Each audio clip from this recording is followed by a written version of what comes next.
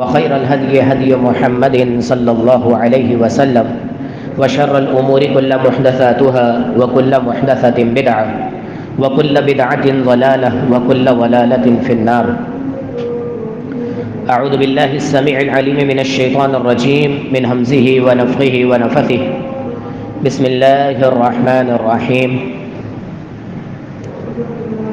يا أيها الناس اتقوا ربكم الذي خلقكم من نفس واحدة وخلق منها زوجها وبث منهما رجالا كثيرا ونساء واتقوا الله الذي تساءلون به والأرحام إن الله كان عليكم رقيبا. يا أيها الذين آمنوا اتقوا الله حق تقاته ولا تموتن إلا وأنتم مسلمون. يا أيها الذين آمنوا اتقوا الله وقولوا قولا سديدا يصلح لكم أعمالكم ويغفر لكم ذنوبكم ومن يطع الله ورسوله فقد فاز فوزا عظيما.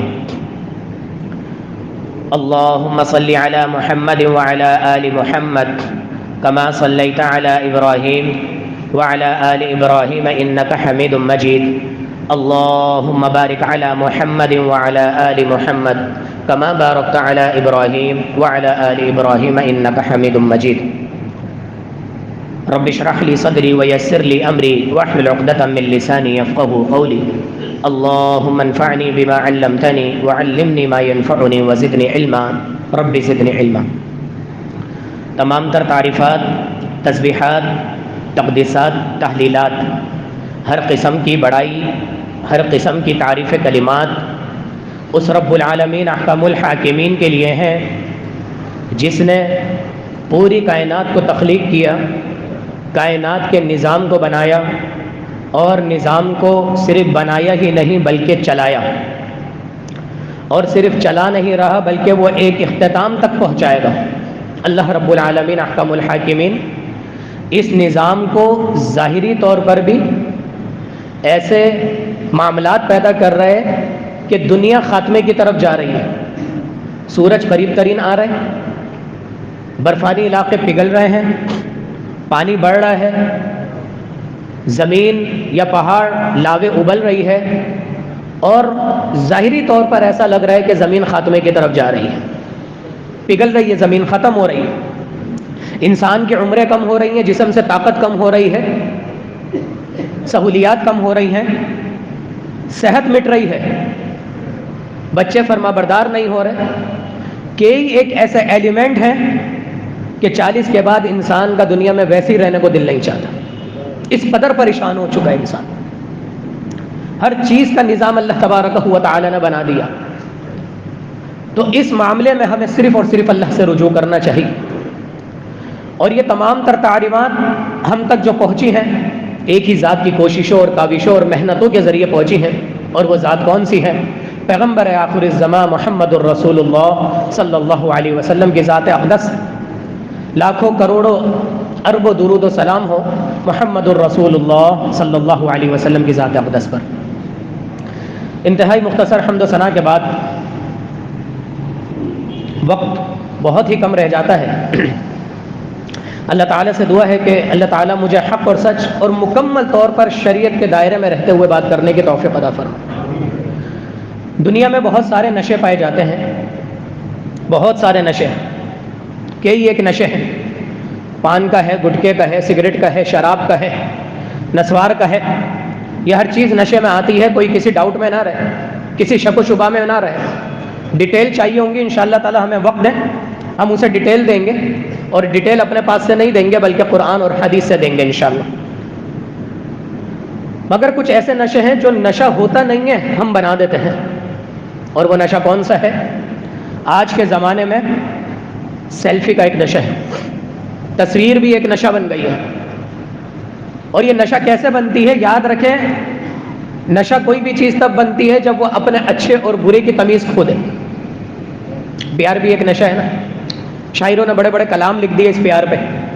پیار کرنا غلط نہیں ہے، محبت کرنا کسی سے غلط نہیں ہے، لیکن محبت کے اندر اچھے اور برے کی تمیز کو بھول جانا، صحیح اور غلط کا فرق مٹا دینا، والدین کی اور اپنے رب کی اور رسول اللہ صلی اللہ علیہ وسلم کی نافرمانی کر لینا کسی کی محبت کے آگے، تو یہ اس کا مطلب ہے کہ اس کی شخص کی محبت نے آپ کو نشے میں ڈال دیا اور آپ نے رب العالمین کا فرمان سامنے نہیں رکھا۔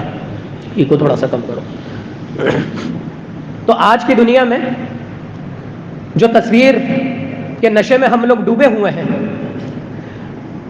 90% عوام کو یہ معلوم ہی نہیں ہے کہ ایکچولی تصویر کے شرعی احکامات ہیں کیا، اور وہ اس لیے معلوم نہیں ہے کیونکہ بڑے بڑے علماء، مفتیان کرام، مفتی اعظم اس نشے کے اندر دھت ہیں۔ کیسے نشہ پیدا ہوتا ہے؟ تصویر کا نشہ تب پیدا ہوتا ہے کسی عالم کے اندر جب اس کا نشہ تعریف کا چڑھ جائے، آؤ بھگت، ضرورت سے زیادہ عزت، احترام، پیسہ۔ یہی نشہ جب پیسے کا ہو جائے تو مفتی اعظم سود کا اور بینک کا بھی فتویٰ دے دیتے ہیں۔ یہی نشہ تصویروں کا ہو جائے تو پھر تحویلات نکالنے لگ جاتے ہیں، کیا کہ جناب علی مشین یا کیمرے کی تصویر وہ تصویر نہیں ہے جو ہاتھ کی تصویر ہے۔ ان سب کو ایک ہی جواب ہے۔ پہلے کے زمانے میں ہاتھوں سے تصویریں بنا کرتی تھیں اور ہاتھوں سے ہی لوگ بت تراش دیا کرتے تھے۔ اس بت کی اگر کوئی ہندو پوجا کرے تو وہ مشرک ہے۔ آج کے زمانے میں اگر کیمرے سے کوئی انسان تصویر لے رہا ہے مسلمان تو وہ جائز، اور اسی مشینری آلات سے اگر وہ بت بنا کے مندر میں رکھ رہا ہے تو وہ ناجائز۔ یہ کون سا فتویٰ ہو گیا جناب علی جو مسلمان کے لیے الگ ہے اور غیر مسلم کے لیے الگ ہے؟ کام اگر سیم ہوگا تو فتویٰ سیم ہوگا، سزا بھی سیم ہوگی۔ یاد رکھیے، پہلے ہر کام ہاتھ سے ہوا کرتا تھا، آج کل ہر کام مشینری سے ہو رہا ہے۔ کام کی نوعیت دیکھی جائے گی کہ وہ کیا چیز ہے، سود لینا دینا، آج کل تو مشین میں کمپیوٹر میں ساری اس کی انٹریاں ہو رہی ہیں۔ کوئی لین دین ہاتھ سے نہیں ہو رہا تو کیا وہ سود جائز ہو جائے گا؟ نہیں۔ اسی طرح کیمرے کی تصویر بھی وہی تصویر ہے جو ہاتھ سے بنائی گئی تصویر ہے۔ اب سب کے ذہن میں سوالات آئیں گے، قاری صاحب نوٹوں پر جو تصویر ہے، باتیں نہیں، نوٹوں پر جو تصویریں ہیں، شناختی کارڈ پہ جو تصویریں ہیں، پاسپورٹ پہ جو تصویریں ہیں، علماء کرام جو ویڈیوز پر آ رہے ہیں، آخر ان کا کیا معاملہ ہے؟ یاد رکھیے، جب اتنے سارے سوال ایک ساتھ ذہن میں آ جائیں تو پھر ہم ایک ہی جملہ کہتے ہیں کہ رکو ذرا، صبر کرو۔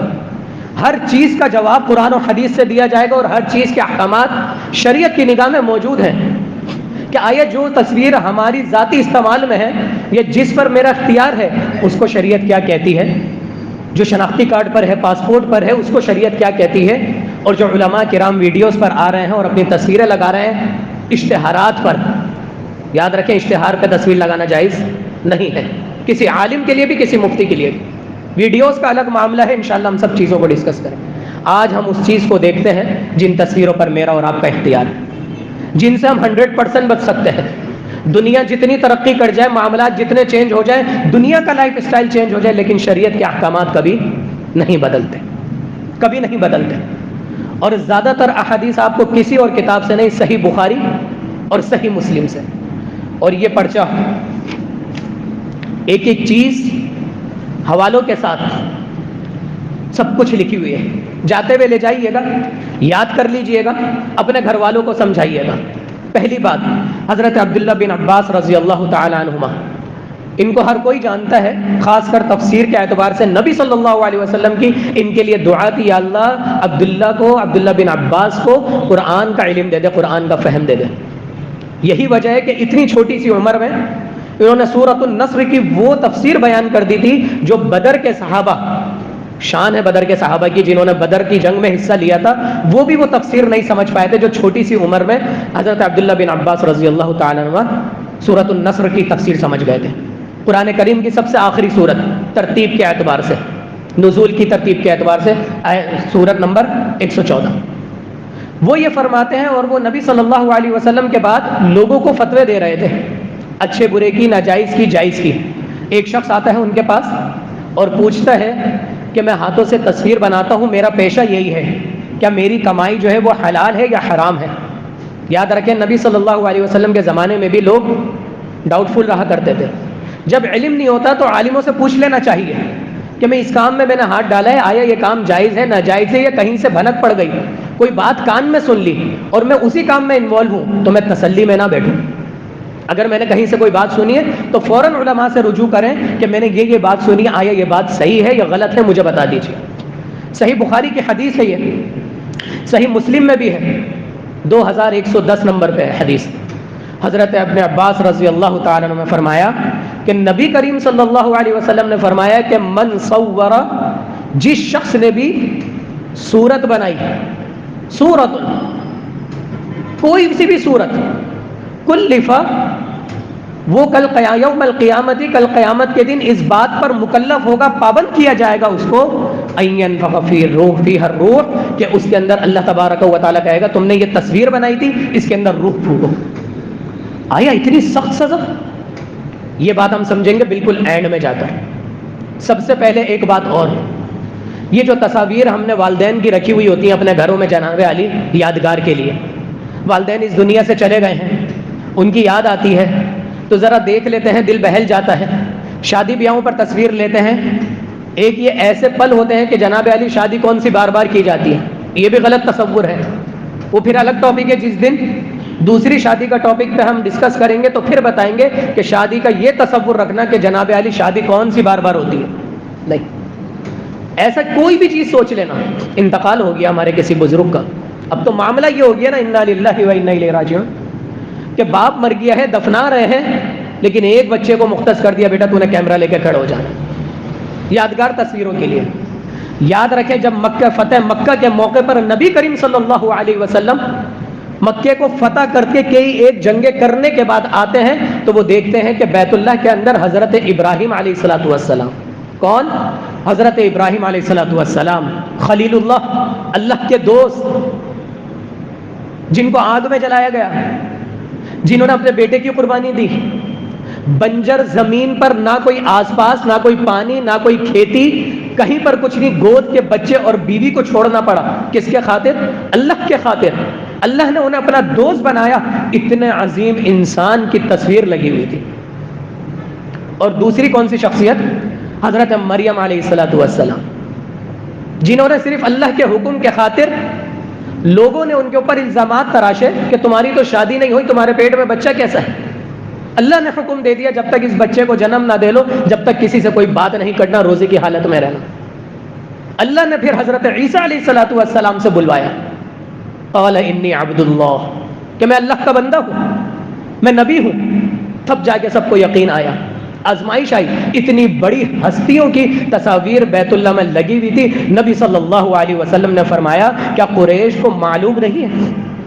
حدیث کے الفاظ ہیں کہ قریش کو تو معلوم ہے کہ لا تدخل الملائکۃ، اس گھر میں رحمت کے فرشتے نہیں آتے جہاں پر کلب ولا مصور صورت، جس گھر میں کوئی کتا ہو یا پھر جس گھر میں کوئی تصویر ہو، رحمت کے فرشتے نہیں آتے، تم نے اللہ کے گھر میں رکھ دیا۔ آپ یہ سوچ لیں، نبی صلی اللہ علیہ وسلم سے بڑی ذات کون سی ہو سکتی تھی؟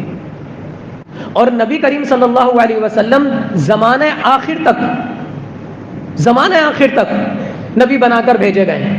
جب ابھی ٹیکنالوجی نے اتنی ترقی کر لی تو سوچیں قیامت کے قریب تک ٹیکنالوجی کتنی ہو جائے گی، اور نبی صلی اللہ علیہ وسلم کی تعلیمات بھی کب تک کے لیے ہیں؟ قیامت تک کے لیے ہیں۔ تو کیا بعید تھی اللہ کے لیے، کیا مشکل تھی؟ اللہ تعالیٰ ایک سافٹ ویئر نازل کر دیتا اور اس کا پاسورڈ اپنے پاس رکھ لیتا، اور پھر یہ آیت نازل کرتا انا نحن نزلنا الذکر وانا له لحافظون، کہ اس قرآن کو، اس شریعت کو ہم نے اتارا اور ہم اس کی حفاظت کرنے والے ہیں۔ لیکن اللہ نے ایسا نہیں کیا، اللہ نے کتاب نازل کی، کیونکہ میں اور آپ اس ٹیکنالوجی سے، اس یوٹیوب سے، فیس بک سے علم حاصل کرنا چاہیں گے تو کبھی بھی ایک نتیجے پر نہیں پہنچ سکتے۔ نتیجے پر پہنچنے کے لیے، صحیح علم حاصل کرنے کے لیے کتاب اٹھانی پڑے گی۔ ذالک الکتاب لا ریب فیہ، ذالک یوٹیوب نہیں کہا، ذالک سافٹ ویئر نہیں کہا، کوئی سی بھی اپلیکیشن آ جائے، کوئی سی بھی ٹیکنالوجی آ جائے، اگر دین کا صحیح علم چاہیے جس میں کوئی شک کی گنجائش نہیں ہے تو آپ کو قرآن اور حدیث رسول اللہ اٹھا کر پڑھنی پڑیں گی، کیونکہ اللہ نے جو نازل کی ہے وہ کتاب نازل کی ہے۔ اب صرف ہماری آسانی کے لیے یہ چیزیں ہیں کہ وقت بچانے کے لیے کسی چیز کو تلاش کرنے کے لیے، اور وہ بھی اتھینٹک علماء نے اس چیز کو اس میں اپلوڈ کیا ہوا ہو، اس کی تصدیق یہی کتابوں سے ہوگی، پھر کہیں جا کے ہم کسی نتیجے پر نکل سکتے ہیں۔ اگر میں نے اور آپ نے صرف سوشل میڈیا سے علم حاصل کرنے لگ گئے تو یاد رکھیں عالم تو بہت دور کی بات ہے، ہم جاہلوں سے بھی پیچھے رہ جائیں گے، جاہلوں سے بھی پیچھے رہ جائیں گے۔ ہم جاہلوں سے کیسے پیچھے رہ جاتے ہیں؟ جاہل پھر اپنے علم کی بنا پر کسی نہ کسی ایک نتیجے پر پہنچ جاتا ہے، جو سوشل میڈیا سے علم حاصل کرنے لگ جاتا ہے وہ کبھی کسی نتیجے پر نہیں پہنچتا۔ ایک ویڈیو دیکھی، ایک عالم نے کچھ کہا، اوپر کیا، دوسرا عالم نے پھر اس کے اپوزٹ کوئی بات کہہ دی، تیسرے عالم نے اس کے درمیان کی بات کہہ دی، آخر کس کی سنیں، کس کی سمجھیں؟ تو یاد رکھیں نبی کریم صلی اللہ علیہ وسلم نے فرمایا کہ جس گھر میں جاندار کی تصاویر ہوتی ہیں اس گھر میں رحمت کے فرشتے نہیں آتے۔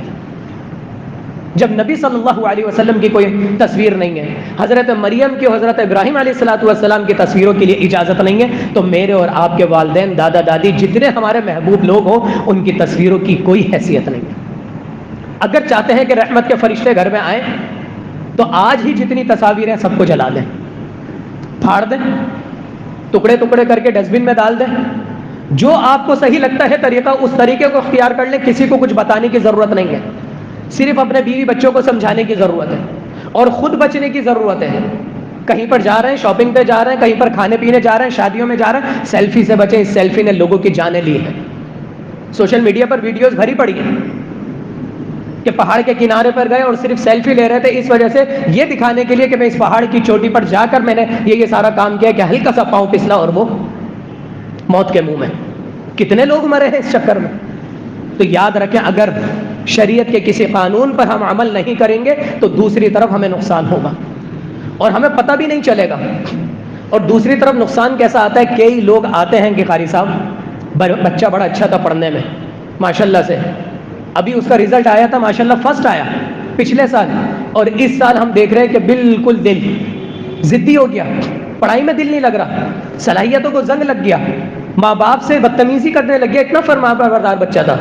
کیا ہوا تھا کہ ابھی اس کا رزلٹ آیا تھا، ابھی اس نے قرآن پڑھنا شروع کیا تھا، ہم نے اس کی تصویریں اور ویڈیوز بنا کر اسٹیٹس پہ لگا دی۔ اس اسٹیٹس پہ جس نے دیکھی، کسی کی اولاد میں ہر ٹیلنٹ نہیں ہوتا، ہر چیز ہر شخص کی اولاد میں۔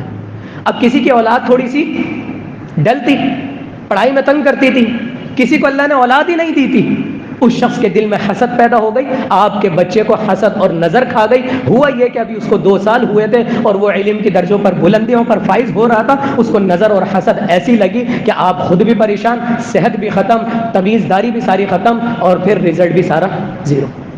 جس بچے سے اللہ تعالیٰ نے ٹیلنٹ کے دور پر دین کا کام لے رہا تھا، آپ نے اللہ تعالیٰ کے احکامات پر عمل نہیں کیا اور یہ سوچ لیا کہ بڑے بڑے عالم تصویریں کھنچواتے ہیں، اگر میں نے کھنچوا لی تو کیا ہو گیا، بچے ہی کی تو ہے، کون سی اس کی والدہ کی، عورتوں کی نہیں ہے۔ نہیں، یاد رکھیں جاندار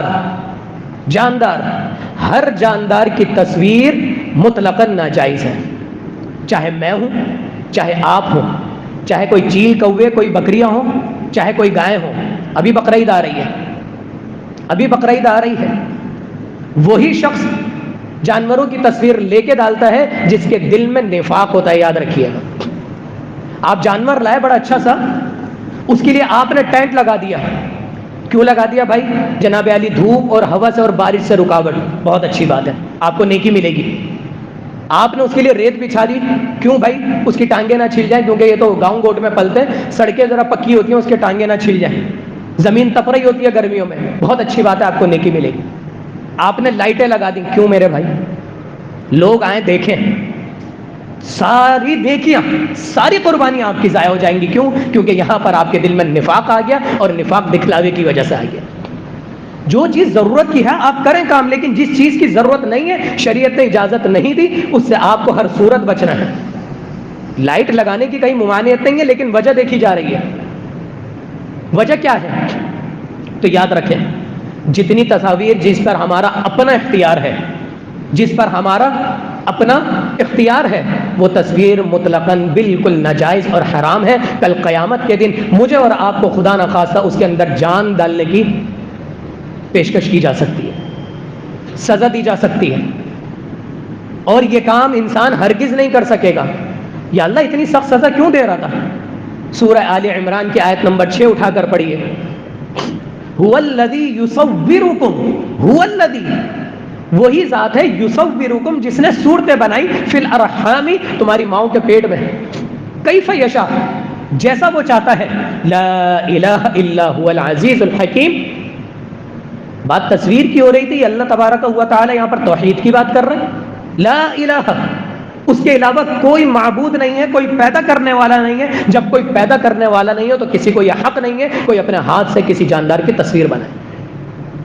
عزیز الحکیم، وہی عزیز ہے، ہر چیز پر غالب رکھنے والا ہے، وہی حکیم ہے۔ جب مجھے اور آپ کو کسی کو پیدا کرنے کا اختیار نہیں ہے، کوئی ایک مکھی، کوئی ایک مچھر ہم پیدا نہیں کر سکتے، تو پھر ہم جاندار کی تصویر بنا کر کل قیامت کے دن اس بات کے مکلف کیسے ہو سکتے ہیں کہ ہم اس کے اندر روح پھونک کے اور پھر جنت میں چلے جائیں؟ نہیں جا سکتے۔ اور پھر ایک اور حدیث نبی کریم صلی اللہ علیہ وسلم کی، صحیح بخاری کی 5950، نبی کریم صلی اللہ علیہ وسلم نے فرمایا ان اشد الناس عذابا، سب سے سخت عذاب کل قیامت کے دن اگر کسی کو دیا جائے گا تو وہ کون ہوگا؟ المصورون، تصویر بنانے والے ہوں۔ کوئی نہ سوچے یہ کہ ہاتھ کی تصویر الگ ہے اور کیمرے کی تصویر الگ ہے، تصویر تصویر ہے، جاندار کی ہے۔ اب آ جائیے، جن تصاویر پر، جن کپڑوں پر بچوں کی تصاویر ہوتی ہیں، بچوں کے کپڑوں پر تصاویر ہوتی ہیں، کیا وہ بچوں کو ہم پہنا سکتے ہیں؟ کھلونے ہوتے ہیں، دیگر چیزیں ہوتی ہیں۔ تو یاد رکھیں حضرت عائشہ رضی اللہ تعالیٰ عنہ کی حدیث ہے، یہ بھی صحیح بخاری کی حدیث ہے 3224، اور ہر چیز کے حوالے اس میں لکھے ہوئے ہیں۔ یہ بتانے کا مقصد یہ ہے کہ یہ میری اور آپ کی ہر شخص کی ضرورت ہے۔ اگر آج اس نشے پر کنٹرول نہیں کیا گیا تو کل بچوں کو پتہ ہی نہیں ہوگا کہ شریعت بولتی کیا ہے، کیونکہ 50% علماء تو ویڈیوز پر آ رہے ہوتے ہیں۔ اور ایک بات بھی اور ذہن میں رکھ لیجئے، کسی عالم کا عمل کوئی دلیل نہیں ہوتا۔ اگر ایک عالم سود کھا رہا ہے، بینک میں اکاؤنٹ کھلوا رہا ہے اور اس پر سود لے رہا ہے، تو یہ دلیل نہیں ہے کہ اتنے بڑے عالم ہو گئے کے بعد بھی یہ کر رہے ہیں میرے بھائی۔ تو بھائی اتنے بڑے عالم ہونے کے بعد تو غیر اللہ کے آگے سجدہ بھی کر رہے ہیں، اتنے بڑے عالم ہونے کے بعد تو لوگ کیا کچھ نہیں کر رہے ہیں۔ کرپشن میں کون پکڑا گیا؟ یاد ہے کسی کو 7-8 سال پہلے جو حج کے امور سنبھال رہا تھا، وہ حج کی کرپشن میں پکڑا گیا۔ حج جیسا فریضہ لوگ اپنی ساری زندگی کی کمائی لگا دیتے ہیں کہ اللہ کا گھر کے دیدار ہو جائے، اس کے امور سنبھالنے والا، اس کے لیے سارے ویزے اپلائی کرنے والا، وہاں پر اللہ کے گھر میں بات کرنے والا، اس نے کتنی دفعہ حج کیے ہوں گے، کتنی دفعہ بیت اللہ میں اس نے نمازیں پڑھی ہوں گی۔ پیسے کے نشے میں آ کر اس نے اسی حج کے معاملے میں، کسی دنیاوی معاملے میں بھی نہیں، لوگوں کا پیسہ کھا لیا۔ رول رہے تھے ہمارے پاکستانی وہاں پر جا کر، کسی کو خیمہ نہیں مل رہا، کسی کو پانی نہیں مل رہا، فریضہ حج ادا کرنے آئے ہیں اور ان کو انہی کی پریشانی میں ڈبو دیا۔ تو یاد رکھیں کسی عالم کا عمل اس بات کی دلیل نہیں ہے کہ یہ کام جائز ہے۔ ایک مفتی اعظم وہ بات کر رہا ہو، کام کر رہا ہو اور غلط ہو، اور ایک چھوٹا سا عالم منبر پر کھڑے ہو کے جو نہ کسی مدرسے میں پڑھا ہوا ہو، نہ کسی مسجد میں اس کا وہ ہو، آپ سے صرف گفتگو ہو رہی ہے، لیکن نبی کریم صلی اللہ علیہ وسلم کی حدیث سنا رہا ہو، تو اس کی بات کو زیادہ معتبر لینا چاہیے۔ آپ کو کیسے پتہ چلے گا؟ جب تک قرآن نہیں اٹھائیں گے، جب تک کچھ نہیں ہوگا۔ صرف بیٹھے رہیں گے دکانوں پر، ویڈیوز دیکھتے رہیں گے، کسی نتیجے پر نہیں پہنچیں گے۔ قرآن کا ترجمہ پڑھنا پڑے گا مجھے اور آپ کو۔ تیسری چیز، حضرت عائشہ رضی اللہ تعالیٰ عنہ فرماتی ہے کہ نبی کریم صلی اللہ علیہ وسلم ایک مرتبہ گھر میں داخل ہوئے، صحیح مسلم کی، صحیح بخاری کی حدیث، داخل ہوئے اور دروازے پہ رک گئے، اور صرف رکے نہیں، آپ کا چہرہ، آپ کی آنکھیں غصے سے لال ہو گئی۔ آپ صلی اللہ علیہ وسلم کو جب غصہ آتا تھا چہرے سے پتہ چل جاتا تھا، اور آپ نے اشارہ کیا ایک تکیے کی طرف کہ یہ تکیہ کہاں سے آیا؟ تو حضرت عائشہ رضی اللہ تعالیٰ نے فرمایا کہ یہ تکیہ تو میں نے آپ کے لیے بھرا ہے تاکہ آپ اس پہ ٹیک لگائیں، اس پہ آرام کریں، لیکن وہ جو اس کے اندر روئی اور کچھ بھی بھرا تھا، اس کے اندر اس کے کپڑے کے اوپر تصویر بنی ہوئی تھی۔ نبی صلی اللہ علیہ وسلم داخل نہیں ہوئے کہ آپ اتنے سخت ہیں، نہیں، آپ تو رحمت للعالمین ہیں، آپ تو جانوروں پر بھی شفقت کرنے والے ہیں کہ جب جانور کو ذبح کرو تو چھری کو تیز کر لو کہ اس کو تکلیف نہ ہو۔ آپ گھر میں داخل نہیں ہو رہے، اتنی سختی کیوں؟ لا تدخل الملائکۃ بیتا، فرشتے اس گھر میں داخل نہیں ہوتے رحمت کے جس گھر میں کیا ہو؟ کتا ہو اور جاندار کی تصویر۔ تو بچوں کے کپڑوں پر، انہی کپڑوں کے سامنے ہماری عورتیں نماز پڑھ رہی ہوتی ہیں۔ تو یاد رکھیں وہ تصاویر جن کی عظمت کی جاتی ہے، جن سے آرام حاصل کیا جاتا ہے، جن کو باقاعدہ استعمال کیا جاتا ہے، وہ تصاویر چیزیں استعمال کرنا قطعاً ناجائز ہے۔ البتہ وہ تصاویر جو پیروں میں روندی جاتی ہیں، جن کی کوئی عزت و احترام نہیں ہوتی، جن کو ہمیں گھر میں رکھنا نہیں ہوتا، وہ اگر گھر میں آ جائے تو اس میں کوئی قباحت نہیں ہے۔ مثال کے طور پر آپ بچوں کی چیز لے کر آتے ہیں، کوئی ریپر کسی چیز میں کوئی گفٹ پیک ہوتا ہے، اس کے اندر تصویریں بنی ہوئی ہوتی ہیں۔ آج کل تو بچوں کی ہر چیز میں تصویریں بنی، لیکن وہ ریپر آپ نے کھولا، چیز نکالی، ڈبل روٹی ہو گئی، کوئی اور چیز ہو گئی، گھر میں کوئی سا بھی سامان ہو گیا، وہ ریپر آپ نے نکالا، اس کو کہاں ڈال دیا؟ ڈسٹ بن میں۔ کوئی عزت نہیں ہے، کوئی احترام نہیں ہے، کوئی اس کو سجایا نہیں جا رہا، کوئی دیواروں پہ نہیں لگایا جا رہا، ہم نے اس کی طرف توجہ بھی نہیں دی۔ تو ایسی تصویریں اگر گھر میں آ جائیں تو اس میں کوئی حرج نہیں ہے، کیونکہ ہماری ایک نہ ہم خود لے کے آ رہے ہیں، نہ ہماری نیت ہے، اور نہ ہمارے بچے یا میں استعمال کر رہے ہیں۔ تو اتنا بھی سخت نہیں ہونا چاہیے۔ یاد رکھیں جہاں نرمی ہے وہاں نرمی ہے، لیکن جہاں سختی ہے وہاں سختی کو اپنانا پڑے گا۔ تو کوئی بھی ایسی چیز جو ریپر کے طور پر اگر تصویر گھر میں آ رہی ہے تو آپ یہ نہ سوچیں نہیں جی جناب علی بس گھر کے گیٹ پر ہی جو ہے نا آپ نے بچوں کی چیز کھولی اور جی گھر میں آ کر آپ نے اس کو دینا، وہ لا سکتے ہیں آپ۔ اقول قولی ھذا واستغفر اللہ لی ولکم ولسائر المسلمین۔ اگلے جمعے سے انشاءاللہ 5 منٹ پہلے ہم جمعہ شروع کریں گے۔ یہ ٹائم اس مسجد کا فکس کر رہے ہیں کہ 12:40 پہ انشاءاللہ تعالیٰ اذان ہو جائے گی۔ وقت نہیں ہوتا، باتیں بہت ساری ہیں۔ نحمدہ ونصلی علی رسولہ الکریم۔ آج کی بات کا صرف اور صرف خلاصہ یہ ہے کہ وہ تصاویر جو میں ڈی پی پہ لگاتا ہوں اپنی، فیس بک کی، واٹس ایپ کی، جناب علی پہچان کے لیے لگا رہا ہوں میں۔ بھائی جو آپ کا نمبر ہے وہ کسی کے نام سے بھی تو سیو ہوگا نا کسی کے موبائل میں۔ فیس بک پہ کیوں لگائی ہوئی ہے تصویر؟ کہ جناب علی کسی کے پاس سے نمبر ڈیلیٹ ہو جائے گا اور وہ پھر فیس بک پہ میرا نام لگائے گا اور پھر میری تصویر سے وہ وہاں سے مجھ سے رابطہ کر لے گا۔ آپ نام ڈال کے تو دیکھیں، صرف عبداللہ نام ڈال کے دیکھیں، 1 لاکھ آئیڈیاں کھل جائیں گی۔ یوسف نام ڈال کے دیکھیں، ہزاروں آئیڈیاں کھل جائیں گی۔ یہ صرف ایک شبہ ہے کہ کسی وقت کسی کے پاس میرا نمبر ڈیلیٹ ہو جائے اور وہ کسی وقت کسی کام کے لیے مجھے تلاش کرے، اس کے لیے آپ روزانہ گناہ کریں گے، ہر موقع پہ اپنی سیلفی چینج کر کے اور پھر ڈی پی پہ لگائیں گے۔ دنیا میں اور بھی تو لوگ ہیں جو بغیر تصویروں کے کام کر رہے ہیں، علماء ایسے ہیں جو صرف آڈیو پر کام کر رہے ہیں۔ تو یاد رکھیں جن تصاویر پر میرا اور آپ کا اختیار ہے، چاہے وہ شادی بیاہ کی ہوں، چاہے وہ ڈی پی کی ہوں، چاہے وہ کسی بھی چیز کی ہوں، کھانا کھا رہے ہیں اور جاندار کی تصویر آ رہی ہے، میرے بچوں کی آ رہی ہے، کھانے کی آپ تصویر لے سکتے ہیں، وہ الگ ٹاپک ہے جو ہم نے کہا تھا کہ کھانے کی بھی نہیں لینی چاہیے۔ وجہ یہ ہے کہ جب کوئی دیکھتا ہے تو نظر اور حسد ہو جاتی ہے، کسی کو وہ نعمتیں نہیں مل رہی ہوں۔ لیکن آپ کہیں پر جا رہے ہیں، گھومنے پھرنے جا رہے ہیں، پہاڑ کی، آسمان کی تصویریں لے رہے ہیں، سمندر کی تصویریں لے رہے ہیں، آپ سفر کی بنا رہے ہیں، کوئی ایسی بات نہیں ہے ٹرین میں بیٹھے ہوئے ہیں آپ نے کسی کو بتانے کے لیے پلین کی بنا لی، جہاز کی بنا لی، کوئی اس میں قباحت نہیں ہے۔ غیر جاندار تصویر، یہ وہی حدیث ہے جو حضرت عبداللہ بن عباس رضی اللہ تعالیٰ عنہ کی جو میں نے سب سے پہلے بیان کی تھی کہ ایک شخص آیا تھا جس نے بتایا کہ میرا پیشہ یہی ہے، تو جاندار کی تصویر بنانے کو منع کر دیا۔ حضرت عبداللہ بن عباس رضی اللہ تعالیٰ عنہ نے فرمایا جاندار کی تصویر نہیں بنانا، ہاں تم درخت کی، سمندر کی، پہاڑوں کی، ان تمام تر چیزوں کی تصویریں بنا کر اپنا پیٹ پال سکتے ہو۔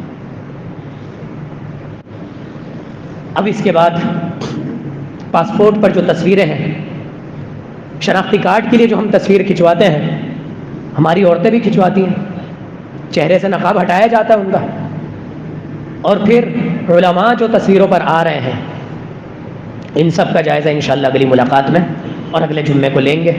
آپ سب بھائیوں سے درخواست ہے پہلی فرصت میں آئیں، بات تبھی صحیح سمجھ میں آتی ہے جب شروع سے دیکھی جائے، سنی جاتی ہے، تو پہلی فرصت میں آئیں 12:40 پر انشاءاللہ تعالی اللہ تعالیٰ زندگی ایمان اور صحت کے ساتھ برقرار رکھیں، ہماری ملاقات کروائے، ہم ان تمام تر چیزوں کا جائزہ لیں گے کہ پاسپورٹ پر، شناختی کارڈ پر اور دیگر لائسنس پر تصویریں جو ہوتی ہیں ان کا شرعی کیا حکم ہے، اور علماء جو تصویروں میں آتے ہیں اس کا شرعی کیا حکم ہے۔ اللہ تعالیٰ سے دعا ہے کہ اللہ تعالیٰ ہمیں دین کو سمجھنے کی اور اس پر عمل کرنے کی توفیق عطا فرما دے، اپنے اوپر پابند کرنے کی توفیق عطا فرما دے۔ اللہ اور اس کے رسول کی محبت دنیا کے تمام تر لوگوں کی محبت سے زیادہ اللہ اور اس کے رسول کی محبت ہمارے دلوں میں اجاگر کر دے. ربنا تقبل منا انك انت السميع العليم وتب علينا انك انت التواب الرحيم. سبحان ربك رب العزة عما يصفون وسلام على المرسلين والحمد لله رب